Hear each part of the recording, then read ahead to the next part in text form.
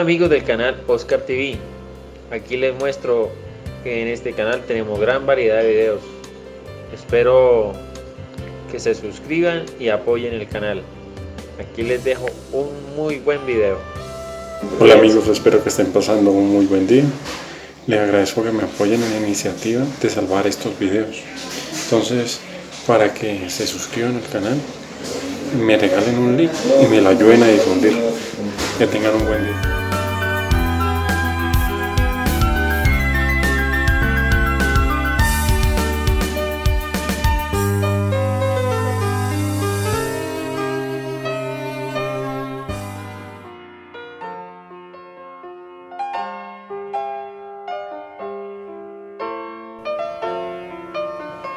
Buenas noches, les damos la bienvenida a su programa Un Café con Galat.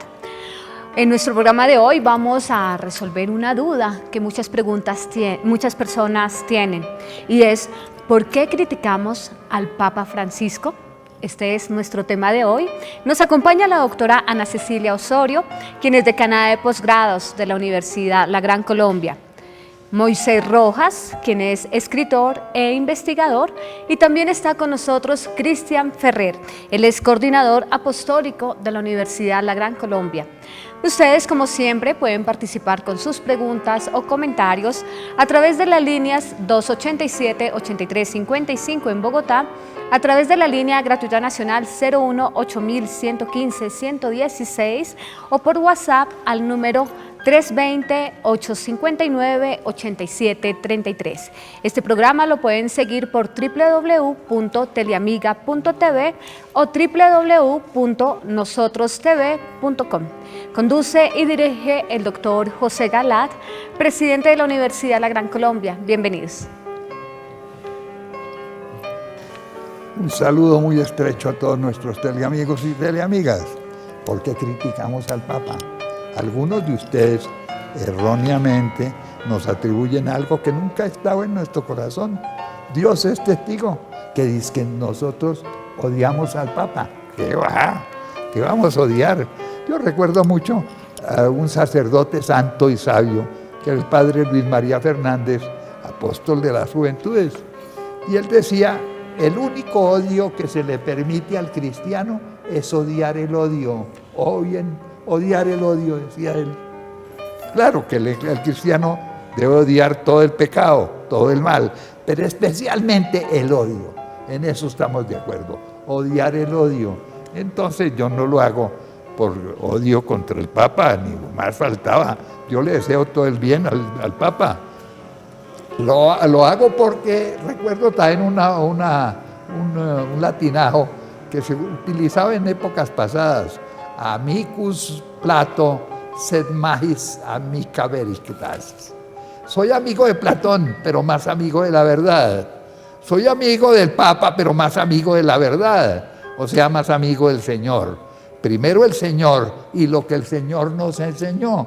Entonces, yo me he tomado el trabajo de molestar al Papa y a algunos de ustedes que creen que es por odio. No es por odio.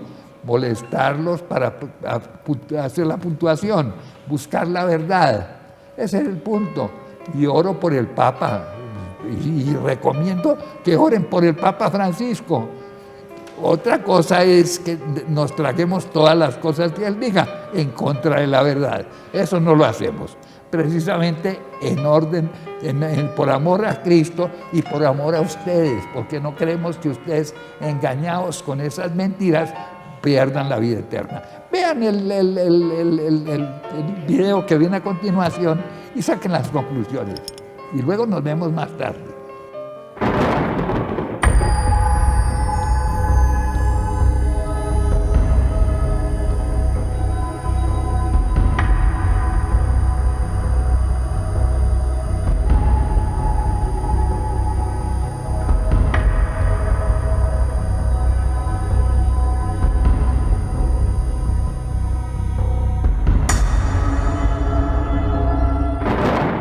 ¿Por qué criticamos al Papa Francisco? Parte 1. Reducción de la Eucaristía a un recuerdo. En el programa anterior titulado Abominación de la Desolación, pone Francisco en marcha emitido el 5 de julio de 2017, nos referimos a las afirmaciones del pontífice Bergoglio, quien reduce la Santa Misa prácticamente a un simple recuerdo de la Última Cena y de los sucesos del Calvario. Esto contra la expresa y tradicional enseñanza católica de que la Eucaristía es el corazón de la Iglesia, compuesta tanto por la transformación real del pan y del vino en el cuerpo y la sangre del Señor, como de la comida sagrada que se da a los feligreses.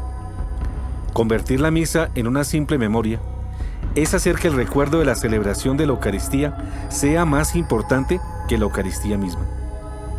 De este modo, la memoria de ella, que es lo secundario, se impone como lo principal, sustituyendo al sacrificio de Cristo y al consiguiente banquete de su cuerpo y de su sangre.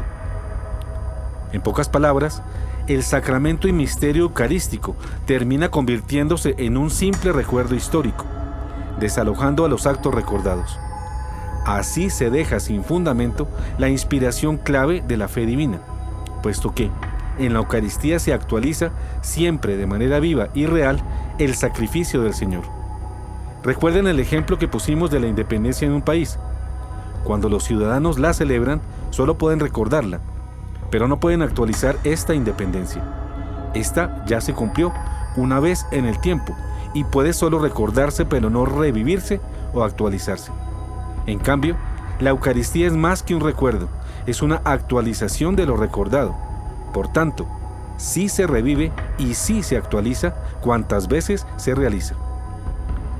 Si la Eucaristía se convirtiera en una simple memoria, como pretende el Papa Francisco, la Santa Misa se protestantizaría, es decir, se convertiría en una simple celebración, en un servicio a la asamblea, al estilo de los que ejecutan sectas separadas de la Iglesia, en las que no se reconoce la maravillosa presencia de Cristo real en las especies del pan y del vino. La misa entonces se transformaría en un mero gesto de sentimentalidad. No nos digan que esta crítica a las declaraciones del Papa Francisco la hemos hecho sacando sus palabras de contexto. No, en ningún momento la hemos sacado de contexto. Han sido fiel y textualmente transcritas.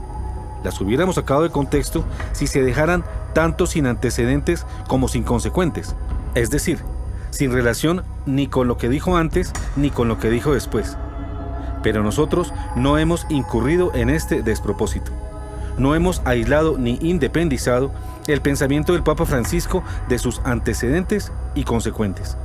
Entre otras cosas, porque el Papa Francisco soltó estas palabras sobre la memoria o el recuerdo sin haberse referido antes o después tanto al carácter sacrificial como de festín sagrado que constituye la Eucaristía, a pesar de haber mencionado otros temas relacionados con ella. Francisco en su discurso se refiere, por ejemplo, a cómo el Señor alimentó al pueblo hebreo en el desierto, pero acentuando de este suceso únicamente su memoria.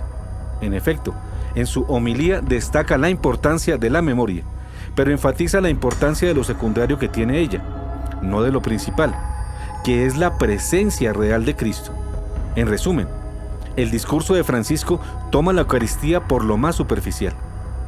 Por ejemplo, en esa homilía, el Papa dijo que al recibir la Eucaristía somos sanados de nuestra memoria por el recuerdo eucarístico, mas no por la presencia real de Cristo en las especies consagradas. Otro ejemplo, Francisco enseña que lo real y tangible del sacramento eucarístico es la memoria, pero no la presencia de Cristo, quien se hace de nuevo vivo, real y tangible en la Eucaristía. Y estas son las palabras de Francisco. El sacramento de la memoria, que recuerda en modo real. El pan vivo que ha bajado del cielo es el sacramento de la memoria que nos recuerda de manera real y tangible la historia del amor de Dios por nosotros. Como pueden ver, este Papa define el sacramento mayor de la Eucaristía solo como el modo real y tangible de recordar la historia del amor de Dios, reduciendo a nada su valor esencial de sacrificio, acción de gracias y presencia real y tangible del Señor entre nosotros hasta que vuelva. Cualquiera puede constatar la totalidad de lo que dijo el Papa en esta importante celebración, en el artículo con video y texto completo publicado por Así Prensa, consultando el siguiente link.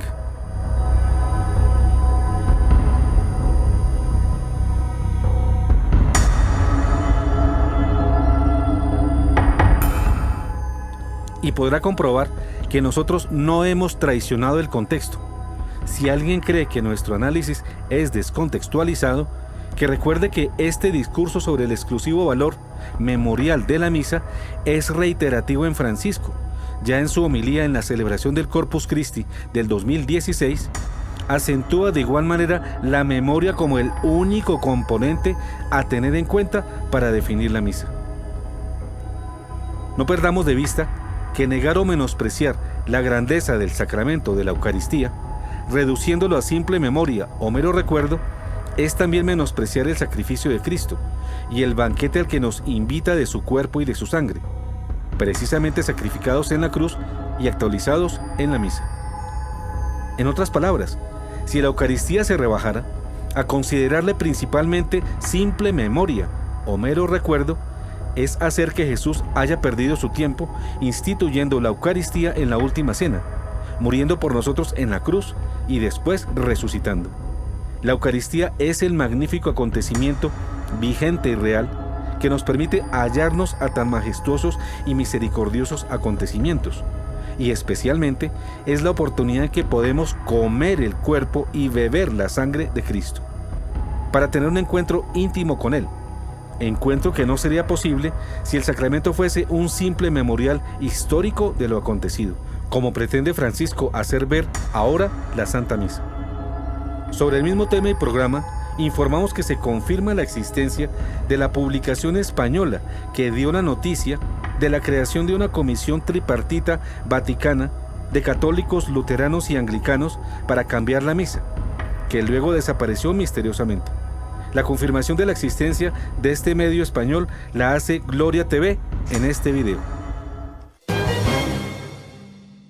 Holy Memory. The blog Anonimi della Croce writes that the secret Vatican Commission that is working on a new ecumenical Mass has Catholic, Lutheran and Anglican members. The new Mass will be called Holy Memory. The same commission is also working on changing the parish concept. The parishes will be turned into ecumenical communities led by a team of pastors who can belong to different denominations. ¿Por qué criticamos al Papa Francisco? Al llegar aquí, algunos de ustedes dirán: volvió el Dr. Galat con su trillado tema de Francisco, con su obsesiva insistencia de criticarlo. Y aquí debemos referirnos a este punto primero. ¿Por qué criticamos al Papa Francisco? ¿Será por odio, como algunos nos acusan? Recuerden ustedes, queridos teleamigos, que un cristiano no puede darse el lujo de odiar a nadie, porque el odio es clara y terminantemente del demonio. Odio al odio será la consigna de un cristiano, de un auténtico discípulo de Cristo. Y no porque solamente debamos rechazar el odio, que ciertamente es un mal, sino porque debemos rechazar todos los males, por ejemplo, la soberbia, el egoísmo, la pereza, el chisme, la envidia, la ira y las injusticias, etcétera, etcétera. Es decir, el cristiano debe rechazar todos los pecados, entre los cuales está el odio, pero haciendo un apócope significativo, es que para quienes nos acusan sin razón de odiar al Papa Francisco, podemos repetir: odio al odio. Segundo, y si nuestra actitud frente al Papa Francisco no es de odio, entonces, ¿de qué es? Pues exactamente de lo contrario, es de caridad, es de amor. Amor por la salvación de las almas, especialmente de aquellas que con las torcidas enseñanzas de un papa errado pueden desviar su camino y llegar al final a la condenación eterna. Por ejemplo, cuando oímos decir de parte de él que todo el mundo se salva y que la lógica del Evangelio es que nadie se condene, es obvio que los resortes se aflojen de parte de todos. Y como no hay condenación, entonces puedo hacer lo que me dé la gana. Esto puede peligrosamente conseguir que se desmovilice la gente y se dedique a la dulce vida, que dice: comamos y bebamos, que mañana moriremos y de todas maneras nos salvaremos. Es una desgraciada enseñanza que favorece todas las inmoralidades con el pretexto de que nadie se va a condenar por ellas. Y así, por el estilo con todas las demás torcidas enseñanzas del Papa Francisco, que más adelante mostraremos y analizaremos más a espacio. Criticamos a Francisco porque tenemos celo de la salvación de ustedes, y nos angustia pensar que sus errores puedan desviarlos del camino recto que conduce al cielo. Además, los que nos endilgan de odio a Francisco se convierten arbitrariamente en jueces nuestros y sin razón nos condenan. Pero al hacerlo así, violan la expresa prohibición de hacerse los jueces de sus hermanos, que en San Lucas 6:37 dice: no juzguéis y no seréis juzgados. No condenéis y no seréis condenados. Perdonad y seréis perdonados. Claro que de modo superficial pueden acusarnos dizque de convertirnos en jueces de Francisco, pero no pueden ignorar nuestros gratuitos e infundados acusadores que nuestra actitud frente a este papado es el ejercicio de un derecho y ante todo el cumplimiento de un deber, que tenemos todos los cristianos, como lo establece la Constitución sobre la Iglesia, Lumen Gentium, en su numeral 37, así: los laicos, conforme a la ciencia, la competencia y el prestigio que poseen, tienen el derecho, y más aún, a veces la obligación, de exponer su parecer acerca de los asuntos concernientes al bien de la Iglesia. Esto hágase, si las circunstancias lo requieren, a través de instituciones establecidas para ello por la Iglesia, y siempre en veracidad, fortaleza y prudencia, con reverencia y caridad hacia aquellos que, por razón de su sagrado ministerio, personifican a Cristo. Debo decir aquí que al menos en 85 ocasiones he recurrido formalmente a través de las instituciones establecidas por la Iglesia a reclamar por las herejías, abusos y errores de teólogos, sacerdotes, obispos, cardenales e incluso del Papa Francisco, con resultado de un silencio sepulcral total de parte de los obispos aludidos. En efecto, primero, hace unos 5 años, en 2 ocasiones, oficial cardenal Rubén Salazar Gómez, arzobispo de Bogotá y primado de Colombia, presidente entonces de la Conferencia Episcopal Colombiana, para allegar las múltiples denuncias de muchos telamigos sobre los abusos y atropellos del clero contra la fe, en varios episodios y en diferentes partes de Colombia, pidiendo claridad y respuesta a cada denuncia. Esta misma carta, con sus pruebas y material documental, la di a conocer al nuncio apostólico, embajador del Vaticano en Colombia, Monseñor Étole Balestrero, y conversé con él durante 1 hora en la rectoría de la Universidad La Gran Colombia, con resultados negativos. La tercera vez que me dirigí al cardenal Salazar Gómez fue con una carta fechada en febrero de este año 2017, en la que le formulo 5 preguntas frente a la confusión generada por las enseñanzas del Papa Francisco, que requieren de su parte una respuesta breve y contundente. Esa misma carta la hice llegar al presidente de la Conferencia Episcopal de Colombia de entonces, Monseñor Luis Augusto Castro. De ninguno de los 3 altos jerarcas obtuve respuesta alguna. También he oficiado a cerca de 80 obispos de todo el país sobre la confusión generada con Amor y Leticia, que autoriza dar la comunión a personas en pecado mortal. Y he pedido encarecidamente a cada uno que se pronuncien fielmente al respecto, como ya lo hizo el obispo Rigoberto Corredor de Pereira. Tampoco he recibido respuesta de ninguno de ellos. Prácticamente solo el acuse de recibo de 2 obispos. Así que, cumplido este requisito, he pasado a hacer estas denuncias en la televisión, un medio público del cual no puede prescindirse en el mundo actual. Toda vez que esos mismos errores también han sido propagados pública y masivamente en estos mismos medios de comunicación, tanto por algunos miembros del clero colombiano y extranjero, como por el propio Papa Francisco. En estas condiciones, ¿quién puede negar que, con razón, me he visto precisado a responder al reto histórico de la terrible apostasía que hoy padece la Iglesia, frente a la cual guarda silencio casi la totalidad de los prelados? En mi condición de creyente y católico practicante, de director de una comunidad universitaria formadora de profesionales y de fieles que, como yo, deben saber dar razón de su fe. También en mi calidad de directivo de un canal de televisión confesional católico y director de un programa de opinión acerca de la fe católica. Y esto con mayor razón cuando hay un mutismo generalizado entre la jerarquía católica local y mundial, quienes deberían ser los primeros, por razón de su oficio, en rectificar los errores contra la fe y las buenas costumbres, vengan estos de donde vengan. Razones que me obligan a actuar como lo vengo haciendo, pues las circunstancias lo requieren. Me juzgan mal aquellos que afirman que yo hago esto porque quiero ser superior al Papa o porque quiero desplazarlo. Esto no es cierto, no es posible, ni es deseado. Como ya lo he dicho, y Dios es mi testigo, el celo por la casa de Dios es lo que me devora, para orar de esta forma, al igual que lo expresa el salmista en el Salmo 69, verso 10, que dice: Pues me devora el celo de tu casa, y caen sobre mí los insultos de los que te insultan. Ojalá ese mismo celo devore a todos los creyentes, en especial a los prelados, y a los que sin fundamento me critican. Surge pues otro interrogante: ¿los fieles podemos criticar a un papa? Esa respuesta ya la hemos dado en varios de nuestros programas.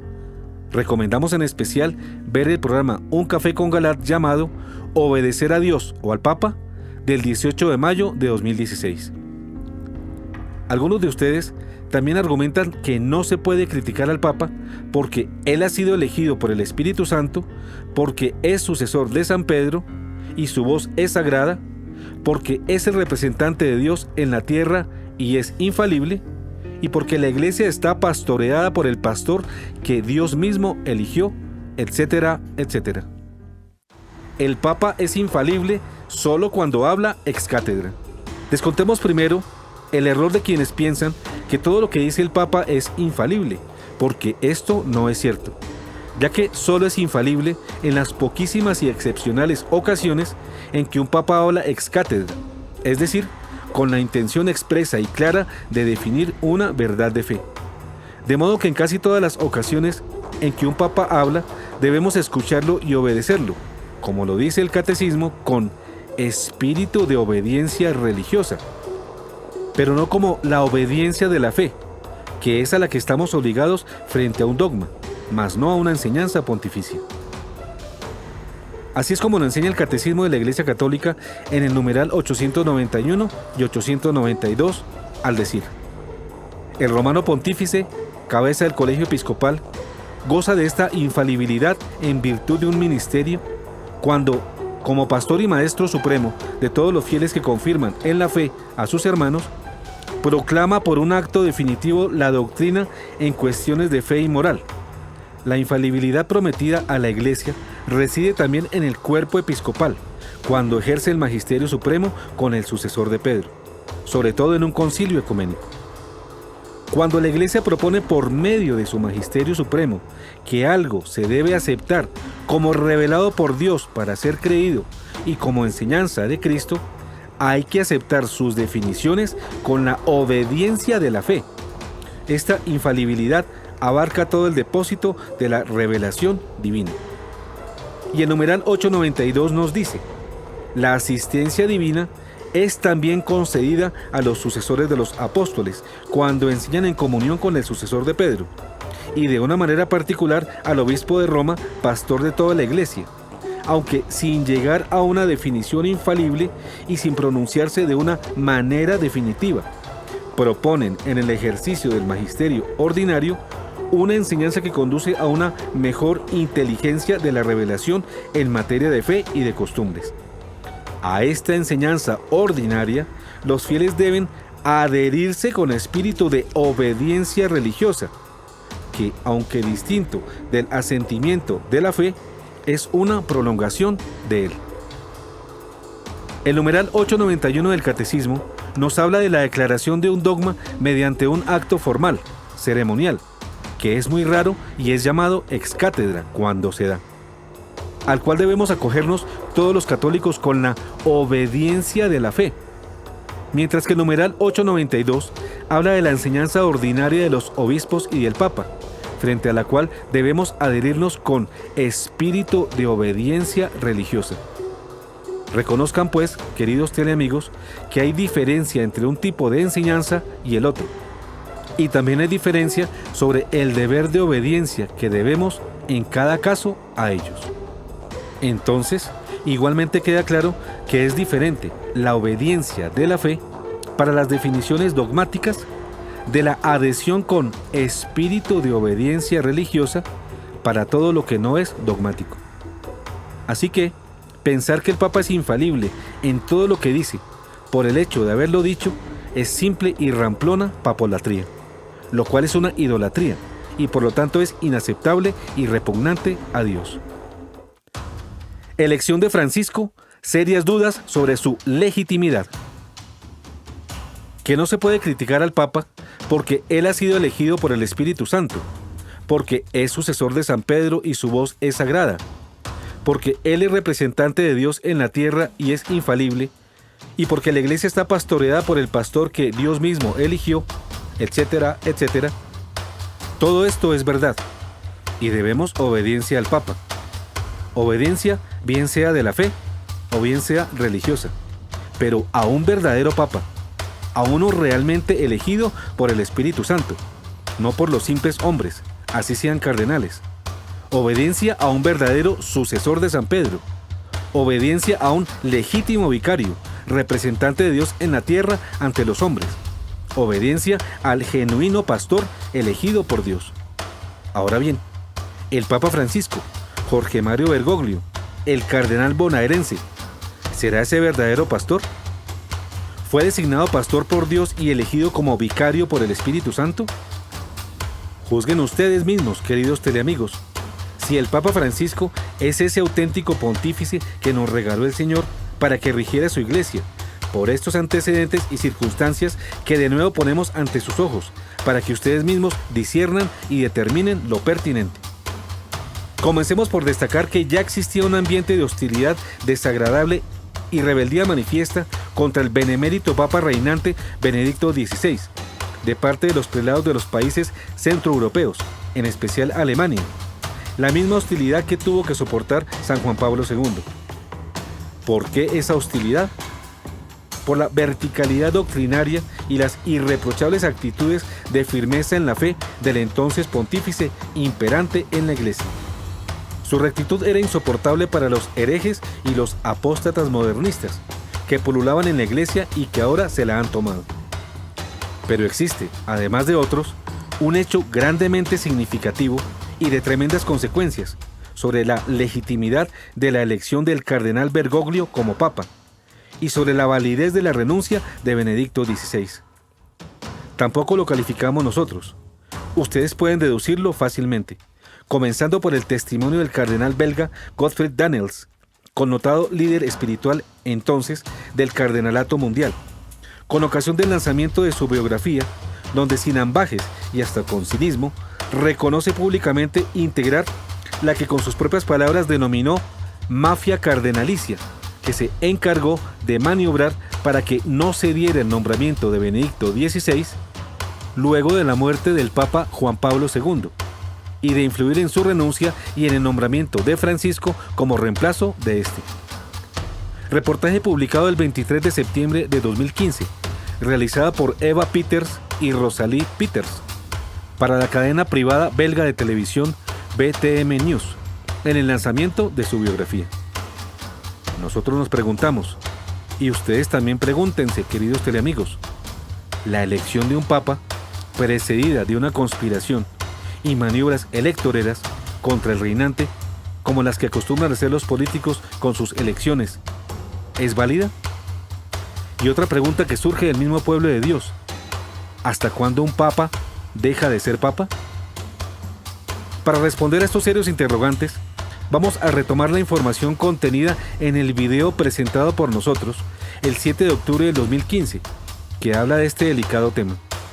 Video de 24 minutos de duración llamado La Mafia de San Galo y los dos papas, presentado en el programa Un Café con Galat, titulado Mafia de Cardenales Conspiradores. Pero ahora lo vamos a presentar mejor y lo complementaremos con la información nueva que nos ha llegado sobre el tema.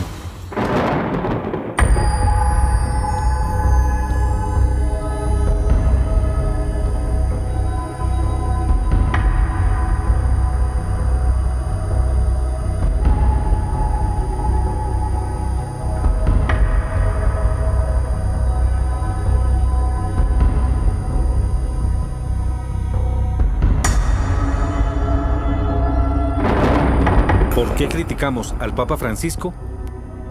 Fin, parte 1.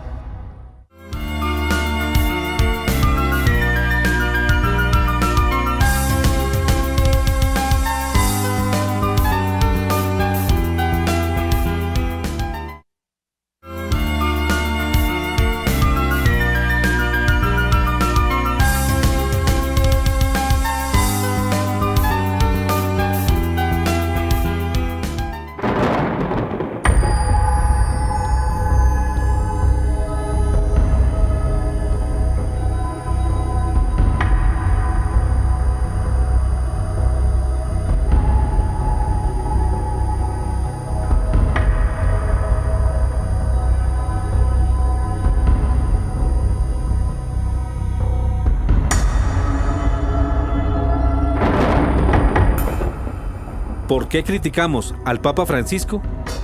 Parte 2. La mafia de San Galo y los dos papas. Sale del closet la mafia clerical que precipitó la renuncia de Benedicto XVI y el nombramiento de Francisco. Las declaraciones de uno de los máximos representantes del modernismo católico actual, el cardenal belga Godfried Daniels, con ocasión del lanzamiento de su biografía autorizada llamada Godfried Daniels Biografía, escrita por Jürgen Mette-Penningen y Karim Schelkens, publicada el 29 de septiembre de 2015, confirma la acción de varios obispos y cardenales, principalmente centroeuropeos, que especialmente en 1996, pero desde antes, vinieron secretamente conspirando para oponerse a la elección del cardenal Joseph Ratzinger al papado, pero una vez elegido a oponerse a su pontificado hasta obligar su renuncia, y posteriormente siguieron conspirando con las mismas maniobras sucias para promover la candidatura del cardenal Jorge Mario Bergoglio y conseguir su elección como papa. Así lo dejan ver con claridad las explosivas e insólitas declaraciones de los autores del libro y las del propio cardenal, en las que, siendo entrevistado, acto transmitido por un canal de televisión belga, BTM News, sobre el lanzamiento del libro acerca de su vida, el cardenal reconoció con desvergüenza y orgullo formar parte de una mafia. Óigase bien, mafia, así calificada por él mismo, en la que varios purpurados consiguieron la elección del Papa Francisco.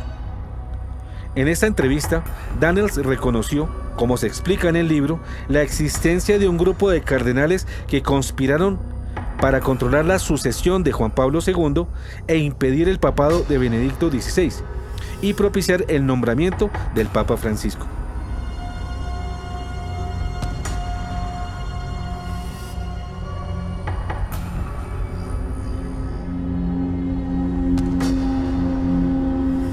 De groep van St. Gallen, dat is een soort naam die deftig is.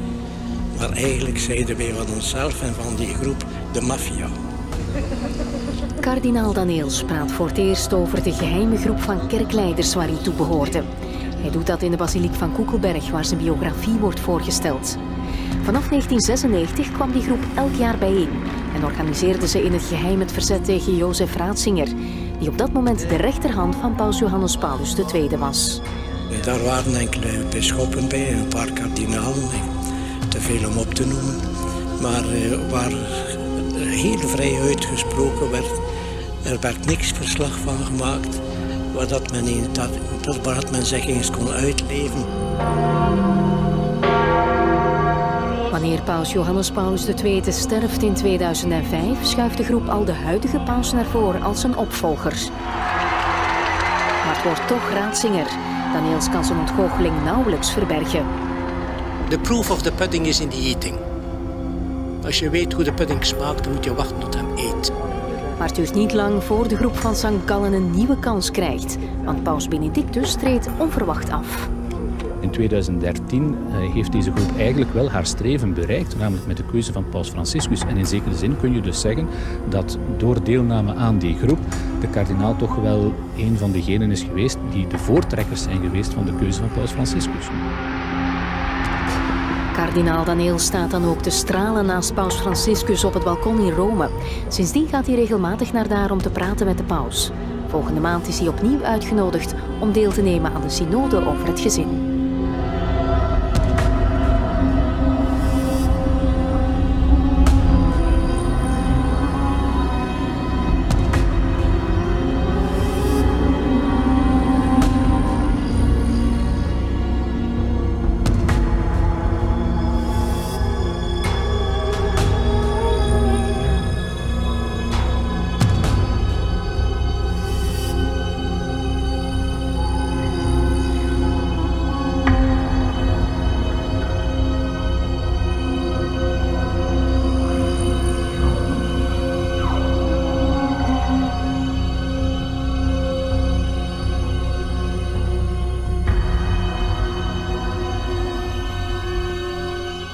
Los miembros de lo que el cardenal Daniels define burlescamente en el video como mafia, maar eigenlijk zeiden wij van onszelf en van die groep de maffia, van die groep de maffia, van die groep de maffia. son el cardenal de Milán Carlo Maria Martini, otro de los líderes del grupo, su compatriota Achille Silvestrini, los cardenales alemanes Walter Kasper y Karl Lehmann, el británico Basil Hume y el obispo holandés Adriaan van Leeuwen. Desde su origen, varios son los objetivos de esta mafia eclesial, así denominada por el propio cardenal. Modernizar la Iglesia Católica, realizar reformas drásticas para adaptarla al mundo, conseguir adelantar su agenda modernista y que estas reformas fueran lideradas por su candidato a suceder a Juan Pablo II, el cardenal argentino Jorge Mario Bergoglio, segundo en votación cuando fue elegido Papa Joseph Ratzinger. Y finalmente, crear una resistencia secreta para contrarrestar la poderosa influencia del cardenal Ratzinger bajo el pontificado de Juan Pablo II, y sobre todo en su propio pontificado. Tal fue la tenacidad del trabajo de este siniestro grupo cardenalicio que también se le atribuye la renuncia obligada de Benedicto XVI. El grupo de San Galo o San Galen toma su nombre de la abadía suiza donde se dieron las reuniones desde hace poco menos de 20 años, cuando Monseñor Ivo Führer, obispo de San Galo, la fundó. Gottfried Maria Jules Daniels nació en Brujas, Bélgica, el 4 de junio de 1933. Fue arzobispo metropolitano de Malinas, Bruselas, y presidente de la Conferencia Episcopal de su país natal desde 1979 hasta el 2010, y fue elevado al cardenalato en 1983. Su renuncia a la edad de 75 años fue aceptada por el Papa Benedicto XVI el 18 de enero del 2010, pero a diferencia de otros cardenales retirados, goza de gran poder y apoyo papal. Esta explosiva noticia fue publicada el 24 de septiembre del 2015 por el conocido vaticanista y corresponsal de habla inglesa Edward Pentin, editor de National Catholic Register, en cuyo sitio web se publicó un artículo suyo titulado "El cardenal Daniels admite ser parte de una mafia club opuesta a Benedicto XVI". Esta noticia denuncia que el cardenal belga Gottfried Daniels, junto con otros cardenales, hacían parte de un club secreto de prelados opuestos al Papa Benedicto XVI, grupo que el mismo cardenal llamó mafia. La noticia da cuenta del nefasto currículo del importante prelado, decano de cardenales y sacerdotes, calificado por muchos como uno de los más influyentes clérigos europeos de los últimos tiempos, presidente de la Conferencia Episcopal de Bélgica y arzobispo de Bruselas, hoy arzobispo emérito. La nueva biografía, según Pentin, revela que Daniels escribió en 2003 una carta de felicitación a varios miembros del gobierno belga por el cambio de legislación que aprobó el matrimonio homosexual, felicitando al primer ministro Guy Verhofstadt por poner fin a la discriminación contra los grupos LGBT. El afamado periodista en su artículo recordó que el cardenal Daniels ya es conocido por varios escándalos, entre los que están el intentar convencer al rey de Bélgica en 1990 para que aprobara una ley del aborto, intentar silenciar a una víctima en un sonado caso de delito de abuso sexual clerical protagonizado por el tío de la víctima, el obispo de Brujas Roger van Leeuwen, amigo cercano de Daniels, y negarse a prohibir el uso de material educativo pornográfico en las escuelas católicas belgas. De igual manera, retoma el escrito unas declaraciones de Daniels donde dijo que el matrimonio de personas del mismo sexo es un evento positivo. En el gobierno de Verhofstadt no solo se introdujo el matrimonio de personas del mismo sexo, también se aprobaron las leyes que favorecen la eutanasia, los experimentos con embriones humanos y la fecundación in vitro. Y ante todo esto, la resistencia de la Conferencia Episcopal belga, en cabeza de Daniels, brilló por su ausencia. Pentin critica que a pesar de los malos resultados de la Iglesia belga en la resistencia a estas leyes, Iglesia en su momento en cabeza de Daniels, y no obstante ser un país mucho más pequeño que muchos países africanos, que tuvieron tan solo un delegado en el sínodo de la familia representándolos, el cardenal Daniels fue uno de los 3 prelados belgas que asistieron al sínodo del 2015. A pesar de todos estos antecedentes, fue nombrado personalmente por Francisco como delegado en el Sínodo sobre la Familia del 2014. Nombramiento ratificado, pues también fue delegado papal para el Sínodo de Obispos del 2015 adelantado en Roma. Frente a esta escandalosa noticia, algunos medios católicos como Así Prensa, en el caso hispanoparlante, pretendieron desvirtuar la noticia y al poco tiempo ya estaban haciendo supuestas aclaraciones. Y aunque estas afirmaciones han sido negadas por el ex obispo de St. Gallen, Ivo Führer, quien afirmó que el grupo de San Galo no se volvió a reunir oficialmente después de 2016 y que por ello no pudo participar en una conspiración contra Benedicto XVI para conseguir su renuncia, esto no significa que el grupo de San Galo no consiguiera estar activo y seguir conspirando de forma secreta.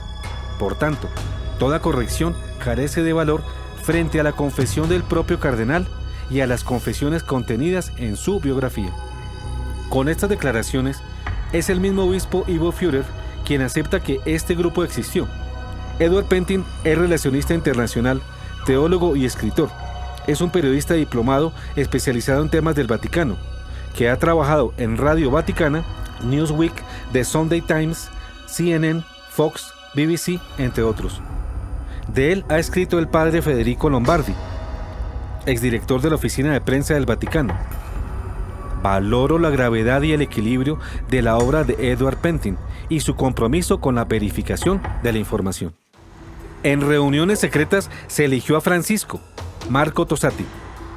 La noticia fue también publicada al otro día por el famoso vaticanista Marco Tosatti, principal corresponsal de religión para el diario italiano La Stampa, quien aporta importantes nuevos datos.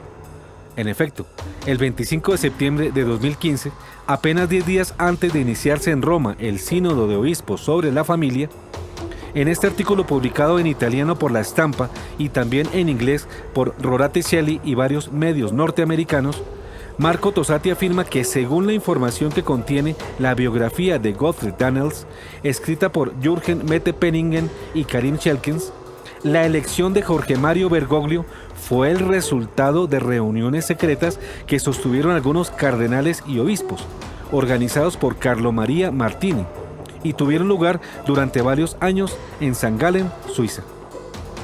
También publica Tosatti que Daniels, según los autores de la biografía, había trabajado durante años para prepararse para la elección de Francisco, que tuvo lugar en el año 2013.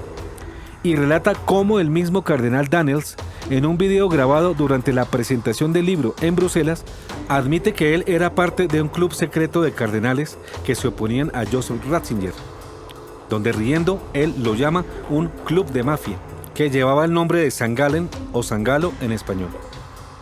Luego afirma Tosatti en su artículo, el grupo quería una reforma drástica de la Iglesia, mucho más moderna y actualizada, con Jorge Mario Bergoglio como el Papa Francisco a la cabeza. Y esto es cierto cuando las cosas así salieron. El veterano vaticanista de La Stampa relaciona a los miembros de esta mafia eclesial, además de Gottfried Daniels, los cardenales Carlo Maria Martini, a quien ubica como su líder, Achille Silvestrini, Walter Kasper, Karl Lehmann, Basil Hume y el obispo holandés Adriaan van Leeuwen. De igual manera, denuncia en su artículo los escándalos del cardenal belga sobre su encubrimiento cómplice a la pederastia clerical, su laxitud y tibieza para defender la Iglesia de la arremetida de la ideología de género y sus heréticas posturas frente al aborto y al matrimonio gay. Por eso afirma que la postura de Daniels con relación al matrimonio homosexual y al aborto no es coherente con el magisterio de la Iglesia. Sobre la actuación del purpurado belga, participante en los últimos dos cónclaves, Tosatti cita al diario belga Le Vif, que señala textualmente: el 13 de marzo de 2013, día de la elección del cardenal Bergoglio como nuevo papa, había un viejo conocido del bando del nuevo papa Francisco, Gottfried Daniels. Oficialmente estaba allí como decano de los cardenales y sacerdotes, pero en realidad había maniobrado discretamente durante años para influir en la elección papal. Marco Tosatti es escritor y periodista italiano, autor de más de 15 libros de corte histórico y religioso, quien trabaja en el diario italiano La Stampa desde 1970. Es el famoso vaticanista que se convirtió por seguir a Juan Pablo II Según esta noticia, el director de esta mafia cardenalicia fue el extinto cardenal de Milán, el jesuita Carlo Maria Martini, quien falleció en el 2012.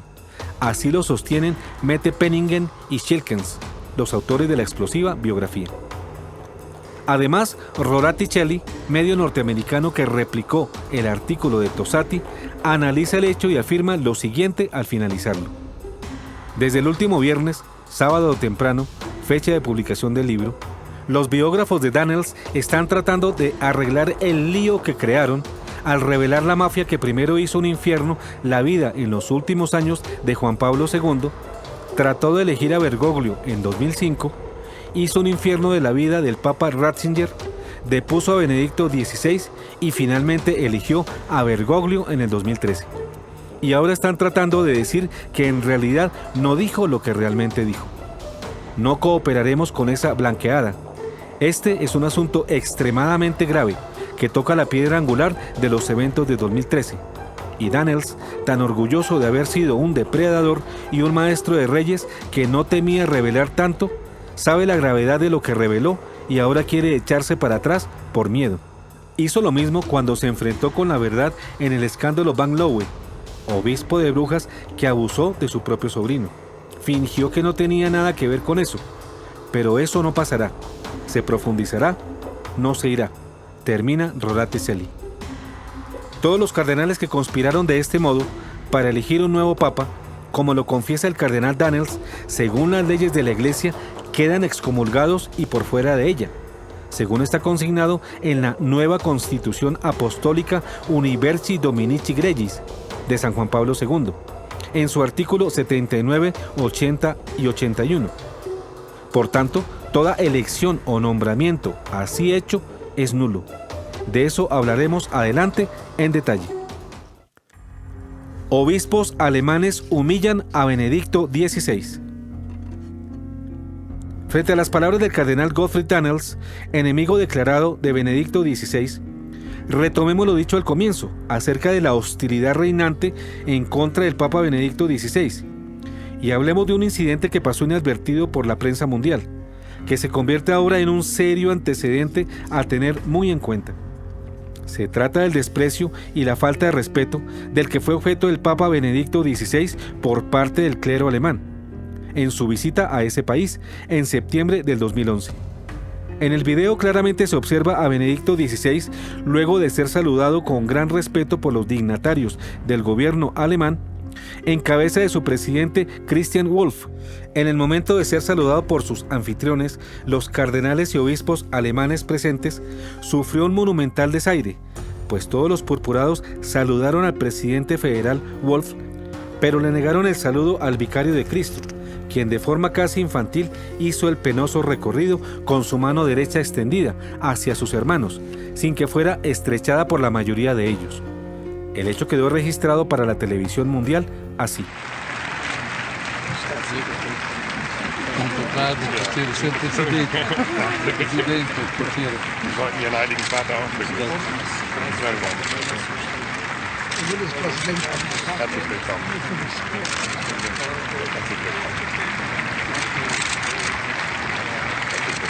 Vielen Dank, Sie haben große Verdienste für die nächsten Tage. Grüß Gott. Grüß Gott. Grüß Gott. Schön, so viel vertraute Gesichter zu sehen. Danke für die Einladung. Wir freuen uns und danke, dass Sie die Einladung angenommen haben. Ich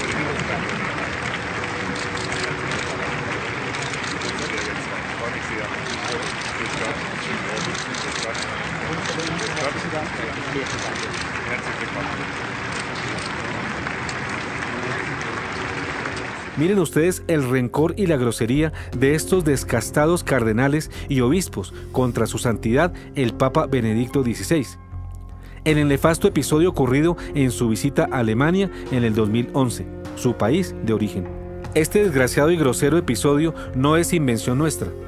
Ustedes ya pudieron constatarlo con sus propios ojos, porque esto demuestra la aversión injustificada y vulgar de estos prelados, en su mayoría modernistas, que han logrado imponer hoy, luego de la destitución de Benedicto XVI, sus atrocidades e inmoralidades, como la legalización del pecado mortal para la recepción de la Eucaristía, y están a punto de imponer el matrimonio homosexual y el sacerdocio femenino, la protestantización de la Iglesia, entre otras insensateces. El padre Federico Lombardi, entonces vocero del Vaticano, a comienzos de octubre del 2011 declaró que la extraña reacción de los prelados alemanes no debía entenderse como una falta de respeto hacia el Santo Padre. Este intentó dar una explicación diferente al hecho, pero de manera infructuosa, ya que ni siquiera las normas mínimas de protocolo le dan la razón.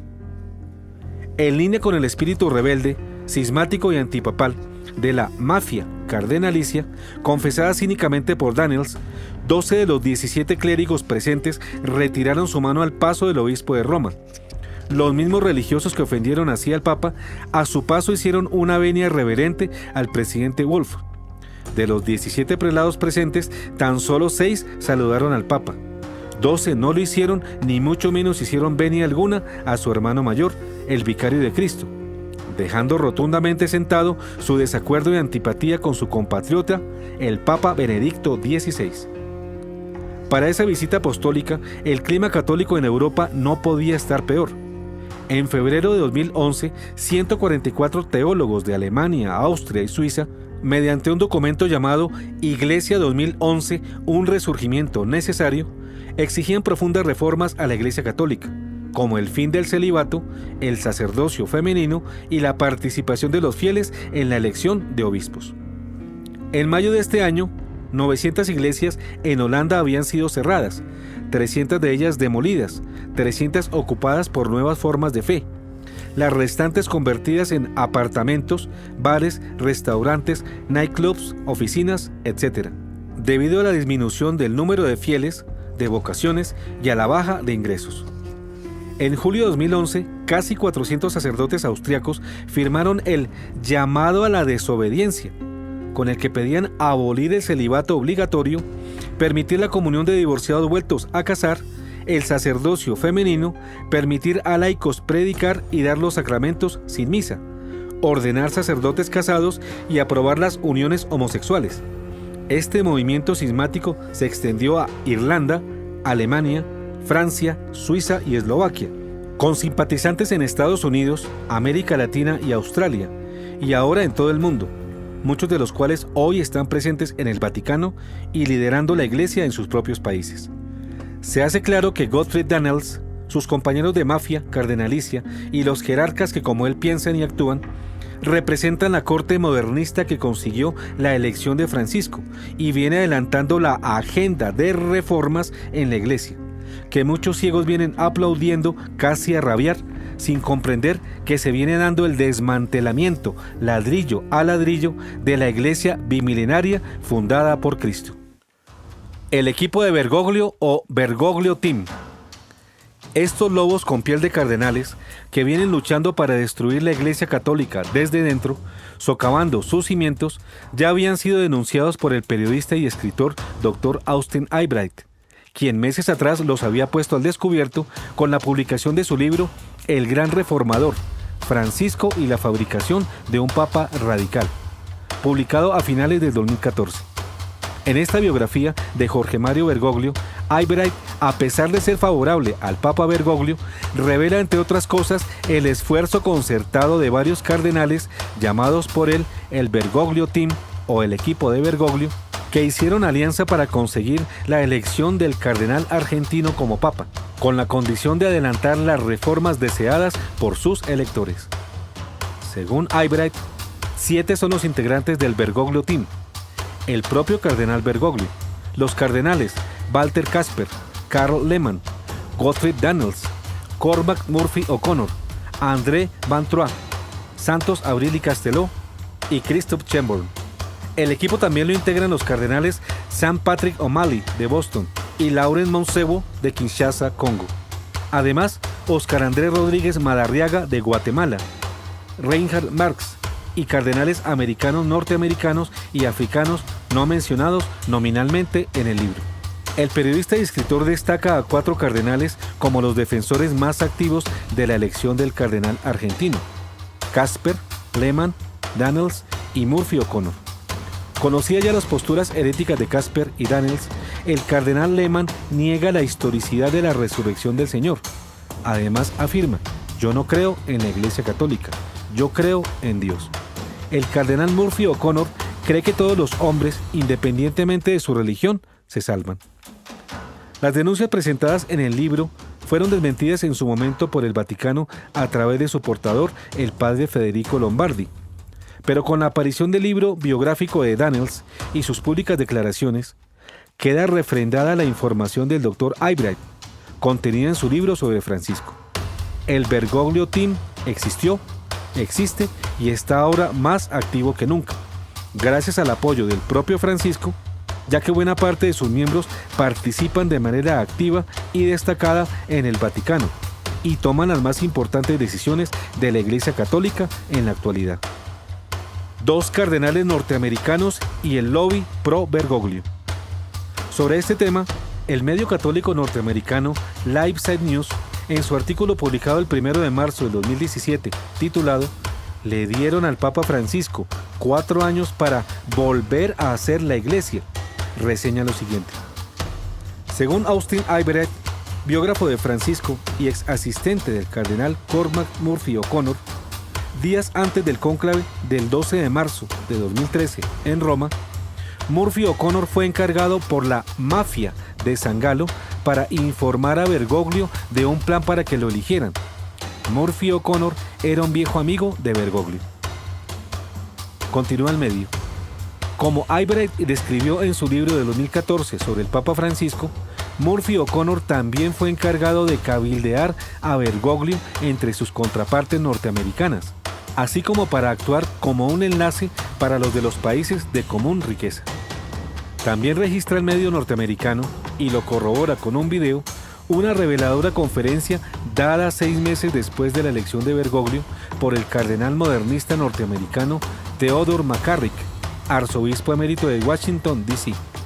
El 1 de octubre de 2013, en la Universidad Villanova de Filadelfia, Pensilvania, de confesión católica, quien reveló cómo él mismo, junto al cardenal Murphy O'Connor, antes de la elección de Jorge Mario Bergoglio, se convirtieron en parte del plan para elegir al nuevo Papa, al lado de prominentes cardenales italianos.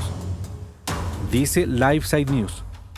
McCarrick, que como Murphy O'Connor era demasiado viejo para votar en el cónclave, dijo que antes del evento, un muy interesante e influyente grupo de caballeros italianos lo visitó en el Colegio Americano en Roma, donde se quedaba, para pedirle apoyo a la campaña de Bergoglio. Estos son apartes de esa charla. We sat down. This is a very brilliant man, very influential man in Rome. And we talked about a number of things. He had a favor to ask me for back here in the United States. But then he said, what about Bergoglio? And I was surprised at the question. I said, what about him? He said, does he have a chance? I said, I don't think so, because no one's mentioned his name. He hasn't been in anyone's mind. I don't think it's on anybody's mind to vote for him. He said, he could do it, you know. I said, what could he do? He said, he could reform the church. We gave him 5 years, he could put us back on target. And he's 76. They said, yeah, 5 years. If you had 5 years, the Lord working through Bergoglio in 5 years could make the church over again. I said, that's an interesting thing. He said, I know you're his friend. I said, I hope I am. He said, talk him up. I said, well, we'll see what happens. You know, this is God's work. So, but that was the first that I heard, that there were people who thought Bergoglio would be a possibility in this election. Por lo anterior, es evidente que la elección de Jorge Mario Bergoglio como Papa y autoridad máxima de la Iglesia Católica tiene profundos y graves vicios de origen que ponen en duda su legitimidad.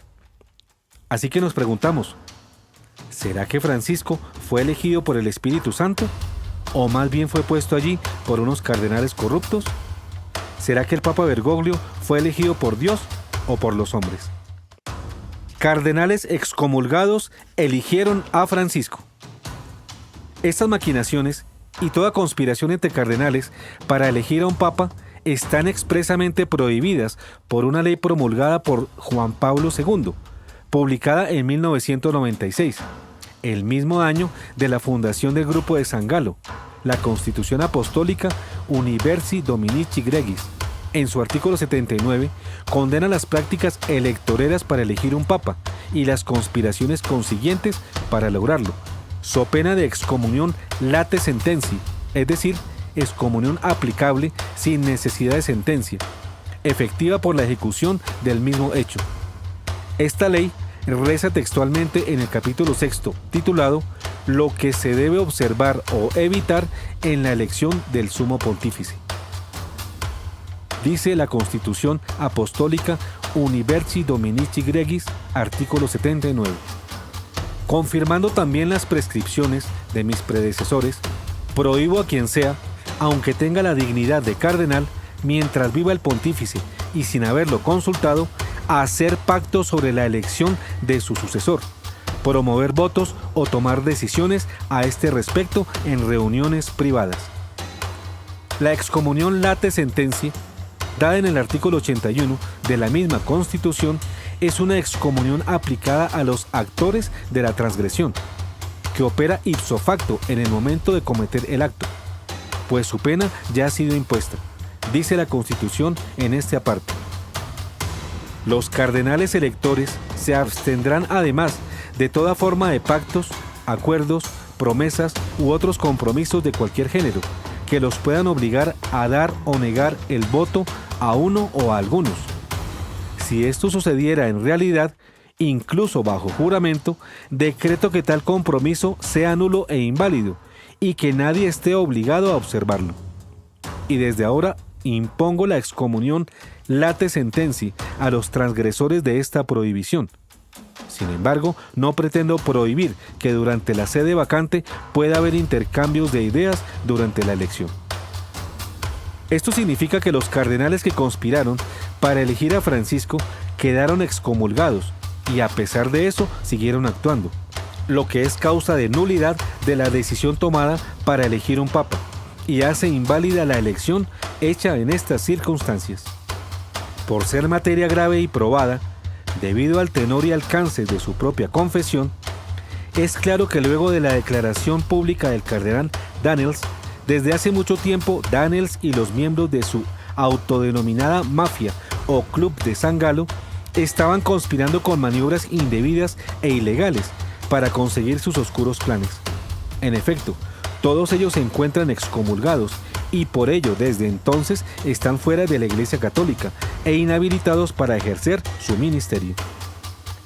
Ante el grave hecho, el silencio protagoniza una vez más las actuaciones de estos lobos con piel de cardenal, que vienen apostatando de la fe y defendiendo todo tipo de herejías sin que la autoridad petrina se haga sentir y ponga un alto a este movimiento herético, que se ha tomado ya varios de los más altos cargos eclesiales, antes ocupados por verdaderos apóstoles del Señor, leales defensores de las enseñanzas de Jesucristo, del magisterio y de la tradición católicas. Con esta noticia insólita surgen graves interrogantes y horribles certezas. ¿Entonces será verdad, como dicen algunos de ustedes, que el Papa Francisco fue elegido por el Espíritu Santo? ¿No ven claro, queridos teleamigos, que el Papa Francisco fue elegido en maniobras electoreras por cardenales que por el hecho mismo de haberlas realizado quedaron excomulgados y fuera de la Iglesia e impedidos para decidir en el cónclave que eligió a Francisco? ¿No ven claro que canónicamente adelantaron una elección papal inválida? Así que, en adelante, no vuelvan a decirnos que no podemos criticar a quien no fue elegido por Dios, sino por hombres, y corruptos hombres electoreros, a pesar de su dignidad de prelados. ¿Será entonces que el Papa Francisco es sucesor de San Pedro y su voz es sagrada? ¿Y será que efectivamente es el representante de Dios en la tierra? ¿Será cierto que un nombrado, no por Dios, sino por los hombres, puede ser infalible? ¿Será verdad que la iglesia está pastoreada por el pastor que Dios mismo eligió? ¿Será cierto que las ovejas debemos callar e ir conformes al matadero? ¿Y será que también debemos aceptar el silencio cómplice de nuestros pastores? Profecía de San Francisco de Asís para este tiempo. Queridos teleamigos, Una vez visto de nuevo este informe, conociendo ya los muchos desaciertos y serios errores de oficio en el ejercicio del papado de Jorge Mario Bergoglio por sus enseñanzas y expresiones, algunas de las cuales son herejías, respóndanse ustedes mismos si el Papa Francisco ha sido elegido por el Espíritu Santo, si es sucesor de San Pedro y su voz es sagrada, si es representante de Dios en la tierra y es infalible, y si la iglesia está pastoreada por el pastor que Dios mismo eligió. O más bien digan ustedes si se trata de un papa elegido anticanónicamente. Muchas feas certezas, pero también muchas serias dudas dejan estas noticias que se constituyen en prueba de la ilegitimidad de origen del papado actual. Lo que al inicio se plantea apenas como interrogante se puede ya afirmar. Primero, es cierto que una mafia cardenalicia centroeuropea conspiró para conseguir la renuncia de su santidad Benedicto XVI, lo cual a todas luces la hace inválida. Segundo, es verdad que esa misma mafia maniobró también anticanónicamente para lograr el nombramiento del Papa Francisco. Por tanto, se crean serias dudas sobre la legitimidad de origen y sobre la legalidad de la elección de Jorge Mario Bergoglio como Papa, y sobre su título y autoridad para gobernar la Iglesia Católica, así como también surgen serios interrogantes sobre la validez de la renuncia de Benedicto XVI. En conclusión, juzguen ustedes mismos, queridos teleamigos, cuál es la dura realidad. No vuelvan a reclamarnos que no podemos criticar a Francisco, porque supuestamente ha sido elegido por el Espíritu Santo, porque supuestamente es sucesor de San Pedro y su voz es sagrada, porque supuestamente es el representante de Dios en la tierra y es infalible, y porque supuestamente la iglesia está pastoreada por el pastor que Dios mismo eligió. Y no se diga que no fue impuesto por una mafia cardenalicia. Recordemos a San Francisco de Asís, el verdadero Francisco, el legítimo reconstructor de la iglesia. Nos dio esta profecía para este tiempo cuando reunió a sus discípulos antes de morir para hacer estas serias advertencias para la iglesia y para el mundo, contenidas en el libro Obras del Seráfico Padre San Francisco de Asís, R. Washburn, Londres, 1882, páginas 248 a 250. Dijo el santo, pobre y humilde de Asís: sean fuertes, mis hermanos, tomen fuerza y crean en el Señor. Se acerca rápidamente el tiempo en el que habrá grandes pruebas y tribulaciones. Abundarán perplejidades y disensiones, tanto espirituales como temporales. La caridad de muchos se enfriará, y la malicia de los impíos se incrementará. Los demonios tendrán un poder inusual. La pureza inmaculada de nuestra orden y de otras se oscurecerá en demasía, ya que habrá muy pocos cristianos que obedecen al verdadero sumo pontífice y a la Iglesia romana con corazones leales y caridad perfecta. En el momento de esta tribulación, un hombre elegido no canónicamente se elevará al pontificado y con su astucia se esforzará por llevar a muchos al error y a la muerte. Algunos predicadores mantendrán silencio sobre la verdad y otros la hollarán bajo sus pies y la negarán. La santidad de vida se llevará a cabo en medio de burlas, proferidas incluso por aquellos que la profesarán hacia el exterior, pues en aquellos días nuestro Señor Jesucristo no les enviará a estos un verdadero pastor, sino un destructor. Esta terrible profecía de San Francisco de Asís anuncia un tiempo de horrible apostasía y maldad, en el que un falso papa conseguirá ponerse al frente de la iglesia. Este espantoso anuncio profético del santo de Asís denuncia que este falso profeta será elegido anticanónicamente y será un falso pastor que viene a destruir la iglesia. Nunca olvidemos que lo anunciado por el cielo se cumplirá. Basta ver la realidad para saber que esos temidos tiempos ya han llegado. Por eso, jamás olviden, queridos teleamigos, que es derecho, y más aún, un deber de todo fiel, denunciar los errores contra la fe y la moral, vengan estos de quien vengan, para podernos mantener leales a Dios y a sus enseñanzas verdaderas y lograr alcanzar la salvación eterna. Las dos fotos que ustedes verán a continuación fueron tomadas en una procesión con la Virgen María en Andas, en Colombia, en un pueblito llamado Santa Elena, ubicado entre Medellín y su aeropuerto, donde se manifiesta la Virgen María. Ella así nos recuerda: si queremos hacer más rápida y segura la restauración de nuestra iglesia y de nuestra propia salvación, debemos orar sin desmayo, todos los días, lo mismo que alimentarnos de la palabra del Señor, en la Biblia, y frecuentar la Eucaristía, y ojalá consagrarnos al corazón inmaculado de la Santísima Virgen María, capitana vestida de sol, encargada por el Señor en este fin de los últimos tiempos de dar la batalla al dragón y a sus dos agentes, el anticristo y el falso profeta o falso papa.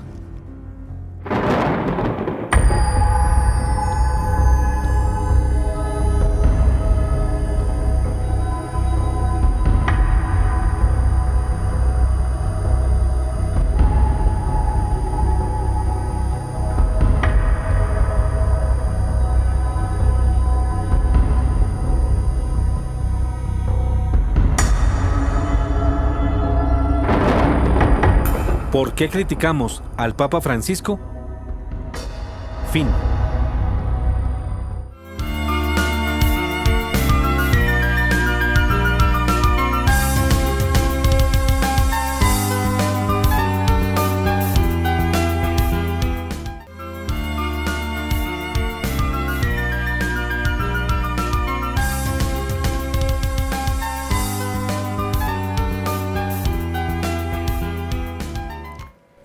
¿Por qué criticamos al Papa Francisco? Este es nuestro tema de hoy.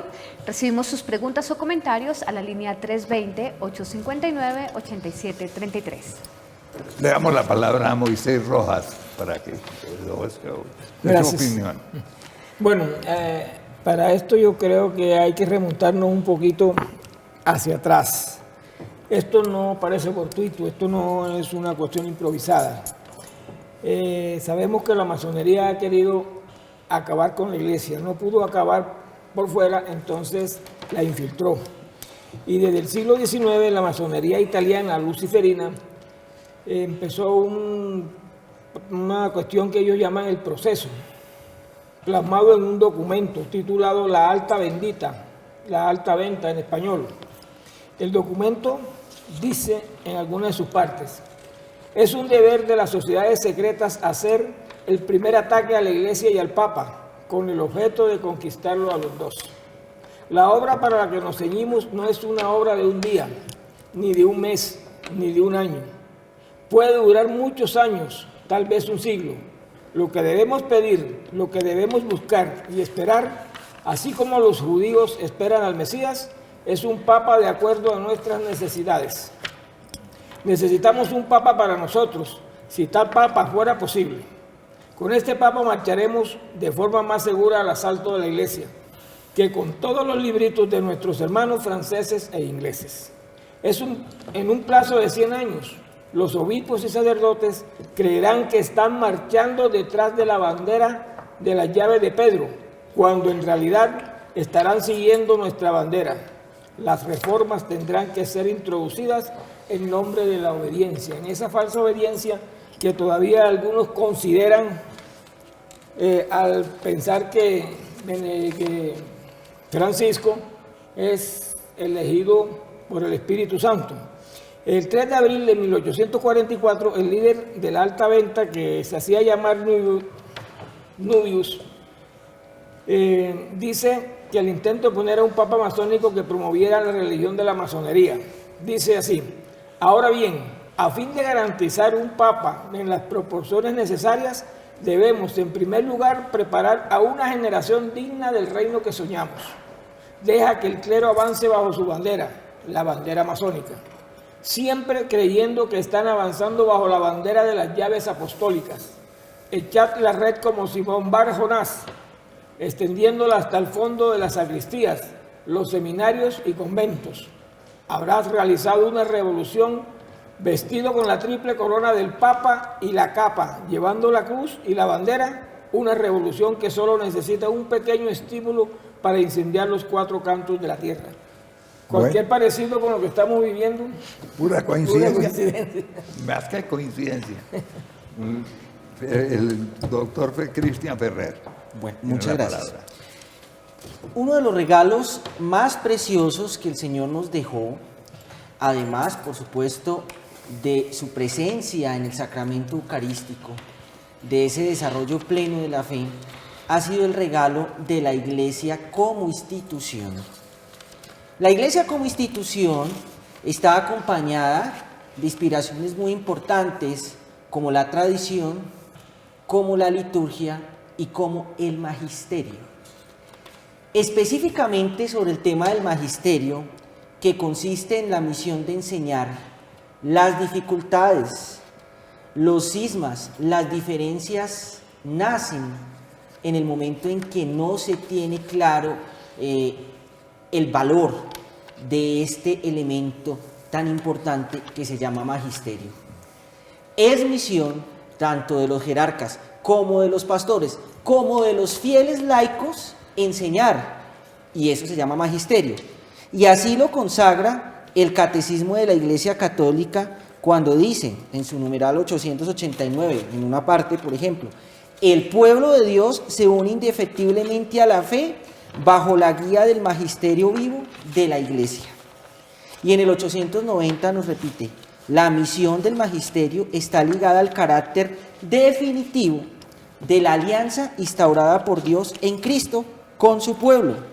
Y ese magisterio nos protege de las desviaciones y de los fallos y garantiza la posibilidad objetiva de profesar sin error la fe auténtica. Y finalmente dice que el oficio pastoral del magisterio está dirigido así a velar para que el pueblo de Dios permanezca en la verdad que libera. Quiere decir esto, queridos amigos, que el carisma de la evangelización y el carisma de la Iglesia como institución no se puede desviar del magisterio, no se puede desviar de la tradición, no se puede desviar de las sanas prácticas que por tantos años la Iglesia pues ha venido respetando. Al desviarnos de esto, al entender los cargos eclesiales de pronto o los procesos de evangelización solo dentro de esquemas de poder, nos estaríamos desviando de la misión inicial, que es enseñar la verdad auténtica de Cristo. Y es en donde debemos evaluarnos si tal vez de pronto estamos cayendo un poquitico en ese error. De manera personal, preguntárnoslo, porque todos estamos llamados a defender la institucionalidad de la Iglesia. Muchas gracias, Cristian. Ahora le damos la palabra a Ana Cecilia, por favor. Bueno, me preocupa todo lo que está pasando, doctor, me preocupa estas situaciones que se están viviendo. Y sé que lo que voy a decir puede causar terror y de pronto hasta me van a excomulgar, pero me la voy a jugar. Mucha gente me ha dicho, ¿y entonces qué podemos hacer para evitar que el Papa venga a Colombia? Porque si hacemos un análisis, los lugares donde ha estado el Papa, después de que se va, hay catástrofes, hay cosas terribles. Y lo dejo para que ustedes, teleamigos, lo consulten. No podemos seguir siendo ciegos, no podemos seguir siendo sordos. El doctor ha hecho un análisis muy a conciencia, muy a la luz de la verdad, ha investigado y nos ha presentado toda esta carta de aristas, donde nosotros ya tenemos muy claro qué es lo que está pasando en el Vaticano, qué se hizo para la elección de Francisco y qué nos espera con Francisco. Entonces, queridos amigos, tenemos que empezar jornada de oración, una oración fuerte para que nuestro país, Colombia, sea protegido de todos esos espíritus que van a estar pasando por nuestro país con su visita. Por eso les digo, sé que me puede causar la excomunión lo que estoy diciendo, pero tengo que decirlo. Tomemos la bandera de la oración, tomemos la bandera de hacer grupos de oración pidiéndole al Señor que proteja a Colombia y que si es posible no nos visite, porque hay muchas cosas organizadas para recibirlo, pero cosas externas, pero no hay nada que diga desde lo espiritual que nos va a aportar la visita de Francisco a nivel personal, a nivel de familia, a nivel de país. Les invito a que le digamos al Señor que si es su santa voluntad, detenga esa visita y no nos acompañe, sino que nos prepare para que otros momentos más importantes podamos tener la llegada de alguien que alimente la fe y el amor de las familias y del país. Les invito a que hagamos el Santo Rosario. Yo soy muy amiga del Rosario de las Advocaciones. El Leo tiene muchos defectos, pero también muchos valores, y ese rosario él lo pregona con mucho amor. Hagámoslo. Tenemos que dedicar tiempo, pero hagámoslo con devoción, unámonos 3 o 4, pidiéndole al Señor la gracia de la no visita, y el Señor, como siempre, nos escuchará. Bueno. Pero perdón, doctor, no quiero dejar pasar que está circulando por las redes sociales un comunicado en contra suya, en contra de nosotros, diciendo que lo sacó el... O sea, no es un comunicado realmente, sino alguien escribió pero dice por como WhatsApp, si fuera comunicado, ¿no? Y lo sacan como si fuera un comunicado, pero no es ningún comunicado oficial, no tiene firma, no está no dice publicado, quién no ha lo llegado a manda. nada. Entonces, alguien escribió un WhatsApp con mala intención de dañar la imagen y dañar el mensaje que el publicidad. doctor está dando. Les pedimos, no los reenvíen porque estamos siendo presa útil de quien lo hizo, de difamar. No, ustedes ya tienen la capacidad de escoger entre lo bueno y lo malo. No propaguemos ni reenviemos estos mensajes porque no tienen veracidad y no tienen firma de un remitente. Y si no tiene firma, cualquiera lo hizo y no da la cara.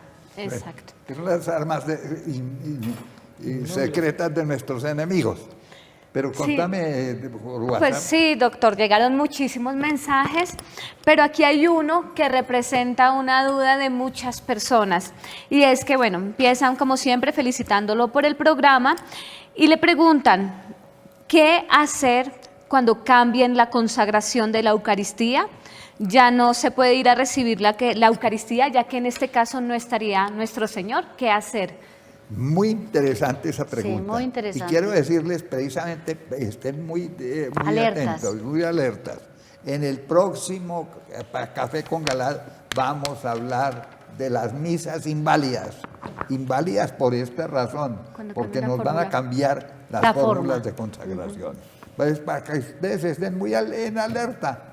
Eso lo haremos en la próxima vez. Bueno, y ahora el minuto de cada uno de ustedes. Doctora. Mi minuto a seguir insistiendo, orar, orar, orar y orar. No podemos desfallecer porque el enemigo es astuto y se camufla muy fácil y nosotros no podemos ser presa útil de ese enemigo que al llegar trae miles y miles y miles de espíritus. Hay que pedirle mucho al Señor que con su mano santa, poderosa, milagrosa y bendita no permita que esos espíritus lleguen a nuestro país, a nuestras vidas, a nuestras familias. Recuerden que necesitamos un país convertido, un país con fe y un país que crea. No se olviden el rosario de las advocaciones y orar muchísimo a la Santísima Virgen María, que ella conserve la unidad de las familias, que ella conserve en nuestros corazones lo que su amado Hijo nos dio algún día, y es ese amor por la Iglesia, esa fe tan grande.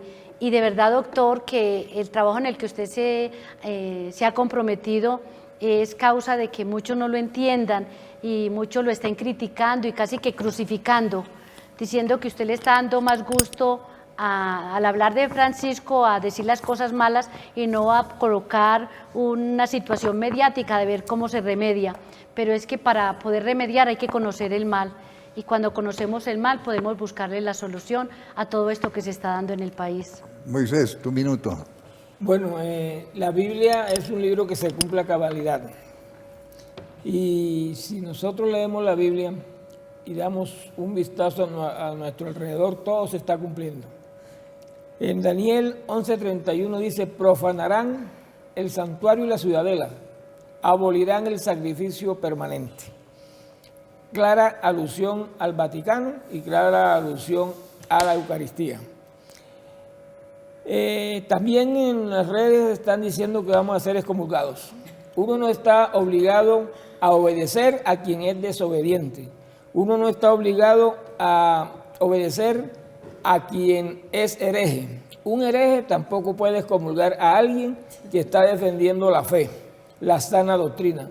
Yo invito a que alguien, porque también nos tratan de herejes, Que nos digan una herejía que hayamos dicho aquí. A ver, yo reto a quienes afirman eso muy olímpicamente, muy irresponsablemente, que nos digan cuál es la herejía. A ver, y lo discutimos aquí a ver si tenemos o no razón. Todo lo que hemos dicho aquí durante todos los programas es básicamente basado todo en la Biblia y en el Catecismo Católico. Bueno, tu minuto. Muy bien. Bueno, quiero aprovechar mi minuto antes rescatando la valiosa frase célebre con la que el doctor Galad inició, inspirado en el padre Luis María Fernández Pulido, Pafer. Odiar el odio es el único odio que podría residir en el corazón de cualquier cristiano. Odiar el odio. Por lo demás, amar. Amar siempre al ejemplo de Jesucristo, así como amó Él. Y que en el amor también corregía nuestras pequeñas debilidades, corregía nuestros pequeños fracasos o corregía nuestros errores. Quiero invitarlos, amigos, para que se pregunten por cuáles de esos tesoros valiosos de nuestra fe, esos regalos preciados con los que contamos, a veces hemos descuidado. Y repito, primero, la tradición. Me emocioné mucho estos días cuando salió un artículo que decía que muchos jóvenes y sacerdotes, también presbíteros jóvenes, han querido, por ejemplo, volver al tradicional uso de la sotana, cuando de pronto la costumbre había sido en un momento empezar a desplazar los hábitos y la simplicidad del vestuario sacerdotal, y muchos hoy en día quieren otra vez utilizar la sotana, valorar la tradición. Otro tesoro, la liturgia, y especialmente el sacramento de la Eucaristía. ¿Y cómo cuestionarnos un poco para valorarlo? Imaginémonos si un día no tuviéramos acceso a la Eucaristía como la tenemos hoy en día. Si nos tocara escondernos, si nos tocara viajar muchas horas para lograr acceder a una Eucaristía, como pasa en muchos países, que tienen que asistir a la Eucaristía clandestinamente porque es prohibido ser católico prácticamente. Y muchas veces nosotros tenemos el sacramento a la vuelta de la esquina y no lo valoramos. Tercer tesoro, y lo dije hoy, el magisterio. Yo creo que nuestra iglesia, la Iglesia Católica, es una iglesia privilegiada sobre cualquier otra, gracias a la tradición de los documentos pontificios y las enseñanzas papales de muchos años. ¿Y qué tanto nos preocupamos por formarnos? Y por último, quiero preguntar qué tanto hemos preservado y conservado la institucionalidad de la Iglesia Católica. El Señor hace más de 2000 años nos dejó un regalo, la Iglesia. Si hoy viniera y nos dijera, yo te dejé este regalo, ¿qué tanto lo has cultivado? ¿Qué tanto lo has hecho crecer? ¿Qué tanto lo has cuidado? Si hoy hiciéramos esa evaluación con el Señor, ¿qué le podríamos responder? Bueno, tu minuto. Bueno, pues no podemos negar que estamos en tiempos de apostasía. Algo que había sido profetizado y no solamente por los videntes, sino que está realmente escrito en la palabra de Dios. Que nos queda orar mucho, hacer hartos sacrificios de amor y pedirle al Espíritu Santo que nos dé el discernimiento para estar siempre al lado de la verdad. Por último, quiero invitarlos a nuestras jornadas de oración para romper maldiciones y ataduras que realizaremos con el Padre Domínguez, que viene desde Argentina. Las jornadas las tendremos el jueves 13 en la ciudad de Palmira y el viernes en Bucaramanga. En vista de que había tanta gente interesada en Bucaramanga, programamos 2 jornadas, una a las 5 de la tarde y otra a las 10 de la mañana. Primero, la de las 10 de la mañana y luego la de las 5. Pero resulta que tanto en Palmira como en Bucaramanga están totalmente agotadas. No se consigue ya brazaletes, estamos completamente llenos, así que les prometemos que estaremos el próximo evento, programaremos estas ciudades. Nos quedan muy poquitos cupos para la ciudad de Bogotá, que va a ser el domingo 16 de julio, y el lunes en Pasto, que va a ser en el Hotel Cuellars. En Bogotá será en el Colegio San Viator. Quienes deseen tener mayor información se pueden comunicar al 320-433-5975 o al 320-859-8730. Muchas gracias, doctor. Bueno, termina el programa Pero yo quisiera insistir en algo que ya comenzó a decir Ana Cecilia, que es la oración. La oración intensa, continua, ferviente, llena de fe, llena de amor, para pedirle al Señor por la Iglesia, primero que todo, por el Papa verdadero y por el Papa falso para que se convierta, por nuestras instituciones, por los obispos, por los cardenales, por los teólogos, los auténticos para que perseveren, los falsos para que se mejoren y se cambien. Necesitamos cambiar todos y cambiar todos comenzando por nosotros mismos. Comenzar por nosotros es una manera de autenticidad, no echarle la culpa a otros, especialmente por nosotros. Todos somos pecadores, nos dice la palabra. El que esté libre de pecado. Es un mentiroso que diga que no tiene pecado. Y que tire la primera piedra. Tire la primera piedra. Todos necesitamos eso. Entonces, esta lucha formidable que se nos presenta ahora tiene que ser especialmente con María. Recuerden la vestida de sol, a quien el Señor le ha encargado dar la batalla y le ha adjudicado por anticipado la victoria. Pero esa victoria que ella va a conseguir y que conseguirá indefectiblemente necesita de nuestra oración, de nuestra consagración a ella, de nuestra fe en ella, de nuestro amor a María. María es la encargada de luchar contra todas las herejías y toda la apostasía. Pues tengamos la confianza de recurrir a ella con amor, con humildad, rezando el Santo Rosario por estas intenciones. Rezando, en definitiva, por todos y por todo. Y hasta la próxima, mis queridos amigos, donde hablaremos, les recuerdo, de las misas inválidas, para que no cometan el error ustedes de aceptar una misa contraria a las prescripciones canónicas. Y hasta la próxima.